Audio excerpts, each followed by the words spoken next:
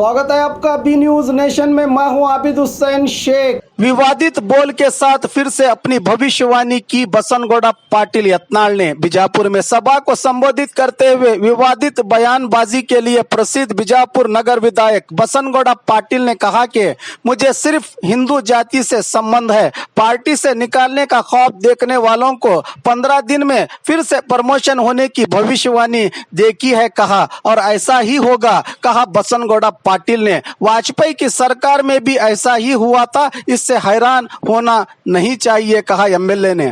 ನಾನು ತಲೆನೇ ಕರ್ಸೋಲಿಲ್ಲ।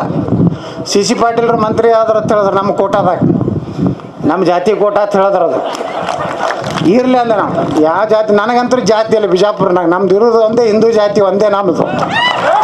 ಹೀಗಾಗಿ ಅದಕ್ಕೆ ನನಗೆ ಹಿಂದೂ ಕೋಟಾ ಬರಲಿಲ್ಲ. ನಮಗೆ ಇನ್ನು ಮುಂದೆ ಬರ್ಬೋದು, ಬರ್ತೈತೆ, ಬರ್ಲಾರ್ದು ಹೋಗೋದಿಲ್ಲ, ಅದು ಎಲ್ಲಿ ಹೋಗೋದಿಲ್ಲ. ಅದು ಭಾಳ ಮಂದಿ ತಿಳ್ಕೊಂಡ್ರೆ 15 ದಿವ್ಸನಾಗ ಹೊರಗೆ ಹಾಕ್ತಾ ಇರ್ತೇಳಿ.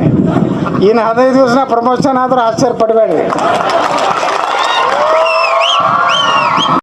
ನಾನು ತಲೆನೇ ಕರ್ಸೋಲಿಲ್ಲ.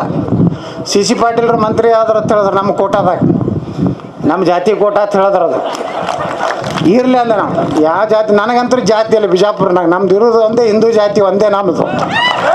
ಹೀಗಾಗಿ ಅದಕ್ಕೆ ನನಗೆ ಹಿಂದೂ ಕೋಟಾ ಬರಲಿಲ್ಲ. ನಮಗೆ ಇನ್ನು ಮುಂದೆ ಬರ್ಬೋದು, ಬರ್ತೈತೆ, ಬರ್ಲಾರ್ದು ಹೋಗೋದಿಲ್ಲ, ಅದು ಎಲ್ಲಿ ಹೋಗೋದಿಲ್ಲ. ಅದು ಭಾಳ ಮಂದಿ ತಿಳ್ಕೊಂಡ್ರೆ 15 ದಿವ್ಸನಾಗ ಹೊರಗೆ ಹಾಕ್ತಾ ಇರ್ತೇಳಿ.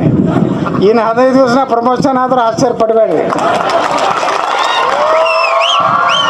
और खबरों के लिए देखते रहिए B News Nation. B News Nation के लेटेस्ट न्यूज़ों को अपने मोबाइल में देखने के लिए यूट्यूब में बी न्यूज नेशन के चैनल के सब्सक्राइब आइकॉन को दबाएं और फिर बेल आइकॉन को दबाने पर आप लेटेस्ट न्यूज़ों को देख सकते हैं।